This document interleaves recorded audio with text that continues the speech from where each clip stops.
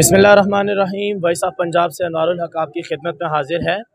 इस वक्त मैं मौजूद हूँ जमात इस्लामी का जो लियाकत बाग के अंदर महंगी बिजली के ख़िलाफ़ धरना जारी। मेरे साथ मौजूद हैं रहनुमा जमात इस्लामी रज़ा अहमद शाह। ये चलते हैं, इनसे बात करते हैं और इनसे इस धरने के हवाले से कुछ सवालात करते हैं। अस्सलाम वालेकुम वरहमतुल्लाह। रज़ा भाई, मुझे ये बताइएगा कि गुज़श्ता 5 से 6 दिनों से आपका धरना जारी है। इस धरने को आप किस नज़र से देख रहे हैं और अब तक इसके क्या नताइज निकले हैं और जमात इस्लामी आगे क्या करने जा रही है? बिस्मिल्लाहिर्रहमानिर्रहीम। आज इस धरने को छठा दिन है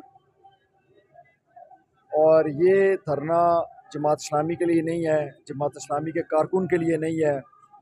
ये धरना पाकिस्तान के 25 करोड़ जो लोग हैं ना, ये उनकी आवाज़ है। और वो लोग के जो बिजली के बिलों से और बिजली की बढ़ती हुई कीमतों से और इसके साथ साथ जो टैक्सेस बढ़ाए गए हैं, इस जो मीज़ानिया पेश किया है 2024 और 25 का जो बजट आया, तो उसमें इन्होंने एक माचिस से ले के जो चीज़ भी इस मुल्क में बनती है या इंपोर्ट होती है उस पर डायरेक्ट और इनडायरेक्ट टैक्सेस लगाए हैं। और जो एक आम आदमी है उसकी तनख्वाह इन्होंने 37,000 रुपये एक फैक्ट्री वर्कर की तनख्वाह रखी है। आप मुझे बताएं कि जिस बंदे का बिल पहले 5-7 हज़ार रुपये आता था, आज वो 15,000 प्लस आता है। और इसी तरह हर खाने पीने की कोई शय ऐसी नहीं है कि जिस पे विद होल्डिंग टैक्स नहीं लगाया गया। आटा जिस पे कभी भी पाकिस्तान की हिस्ट्री में टैक्स नहीं लगाया गया, उस पर भी विद होल्डिंग टैक्स इन्होंने लगा दिया। कोई चीज़ ऐसी नहीं है। तो लोगों ने अपने बिजली बिल अदा करने के लिए अपने मोटरसाइकिल बेचे हैं, अपनी बच्चियों के जेवर बेचे हैं। तो आप मुझे ये बताइए कि ये धरना जो है, ये धरना तो पाकिस्तान के लोगों का है, ये तो 25 करोड़ लोगों का धरना है। अच्छा, मुझे ये बताइएगा कि सबसे पहले जमात इस्लामी ने हुकूमत के सामने मुतालबात क्या रखे हैं? ठीक है जी। उसके बाद जो मुतालबात रखे गए हैं उनके हल के लिए जमात इस्लामी के पास लाहेअमल क्या है?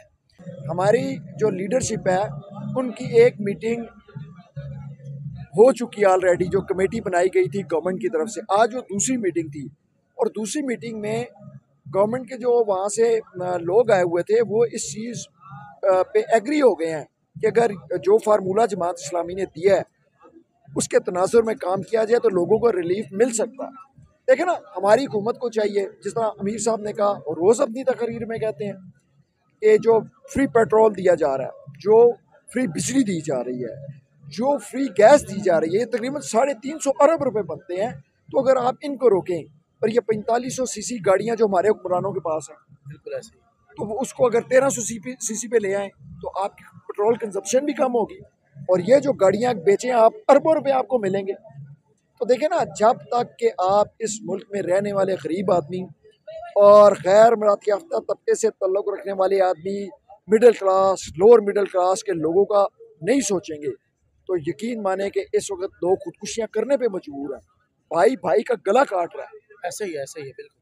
लोग अपनी बच्चियों को लेकर नहरों में छलांगे लगा रहे हैं। अच्छा, मुझे ये बताइएगा कि सबसे पहले जमात इस्लामी ने हुकूमत के सामने मुतालबात क्या रखे हैं? उसके बाद जो मुतालबात रखे गए हैं उनके हल के लिए जमात इस्लामी के पास लाहेअमल क्या है? जी, हमने एक 10 निकाती एजेंडा उनको दिया। उसमें यह है कि जो बिजली का जो स्लैब रेट है उसको कम किया जाए। ठीक है। और जो 14 किस्म के टैक्सीज हैं बिजली पे उन्हें कम किया जाए, लेवी ख़त्म की जाए। जो यूनिट की प्राइस है उसको 50% कम किया जाए। कम से कम जो 500 यूनिट चलाने वाला है उसको 50% कम किया जाए। ठीक है। और इस मुल्क पे जो इस वक्त सबसे बड़ा बर्डन है वो 25 करोड़ अवाम, पता 25 करोड़ अवाम काम कर रहे हैं और इशराफिया और वो 40 ख़ानदान जो IPP से ताल्लुक़ रखते हैं, जो हमारे हुक्मरान हैं, 80% जो ओनरशिप है IPPs की वो पाकिस्तानी है।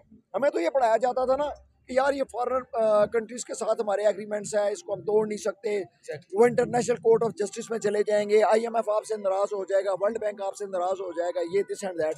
लेकिन अब हमें पता लगा कि 80% उनके मालकान पाकिस्तानी हैं, 20% ऐसे हैं जो चाइना है या कोई और मुल्क होगा। तो चाइना तो हमारा दोस्त है, उससे निगोशिएशन हो सकती है।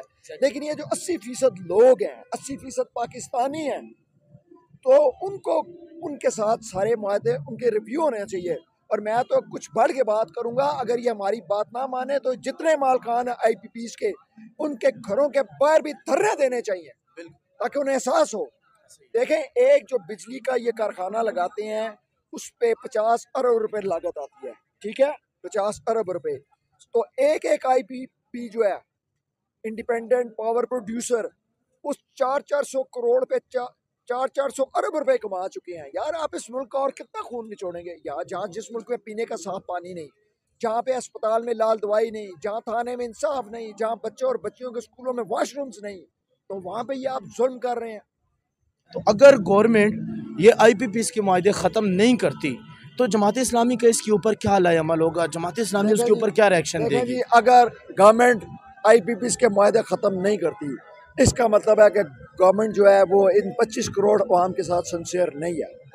उनसे बैठे रिव्यू करे, वो पाकिस्तानी है, उनको बताया जाए कि अब गरीब आदमी जो है वो ये सारी चीज़ें बर्दाश्त नहीं कर सकता। देखें, गरीब आदमी के पास तो नाने शबीना नहीं, उसके पास खाने को रोटी नहीं, तन पे कपड़ा नहीं, बच्चे के पास तालीम नहीं, तो आप आईपीपीस को पालते रहेंगे? ऐसा नहीं होगा। बाकी आपने धरने की बात की, ये धरना चलेगा जिस वक्त तक के बिजली के हवाले से और जो बेजा टैक्सेस है उसके हवाले से गवर्नमेंट कोई पॉलिसी नहीं देती, उस पर इम्प्लीमेंटेशन नहीं करती। हम यहाँ बैठे हैं, हम बैठे हैं, तो अगर हमारी बात नहीं मानी जाएगी फिर हमारे लिए ऑप्शन है, रास्ता खुला है। फिर आप रोज़ यहाँ नारे लगते हैं डी चौक डी चौक।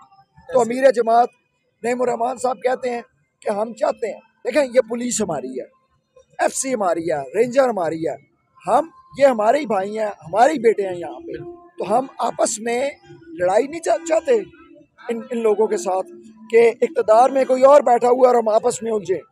लेकिन जिस वक्त हमारे तमाम रास्ते बंद कर दिए जाएंगे तो फिर हम मजबूर होंगे कि हम आगे चलें। सही सही। मुझे ये बताइएगा कि PTI की जो मरकज़ी क़यादत है उन्होंने इस धरने की हिमायत का ऐलान किया है और ख़ुद इमरान खान साहब ने जेल के अंदर से अपने कारकुनान को ये पैगाम भेजा है कि आप जमात इस्लामी के धरने को ज्वाइन करें। और ऐसे तनाजुर में अगर जमात इस्लामी को मेज़बानी का मौका मिले और जमात इस्लामी की तरफ PTI के लोग भी बढ़ते हुए आए, PTI की क़यादत आए, तो क्या जमात इस्लामी उनका खैर मकदम करेगी? देखें जी, अमीर जमात ने पहले कहा है कि हम तमाम पार्टियों को कहते हैं, तमाम कारकुनों को, तमाम पाकिस्तानी लोगों को, PTI का कारकुन भी, नून लीग का कारकुन भी, JUI का कारकुन भी, जितने भी तमाम सियासी या मजहबी जमातें, हम तमाम को इनवाइट करते हैं। ये कोई हमारा काज नहीं है। जमात इस्लामी ये वोटों के लिए नहीं कर रही, जमात इस्लामी ये जो कुछ कर रही है एक आम आदमी को रिलीफ देने के लिए, दिलाने के लिए कर रही है। तो हम PTI को वेलकम करेंगे, बल्कि मोस्ट वेलकम करेंगे।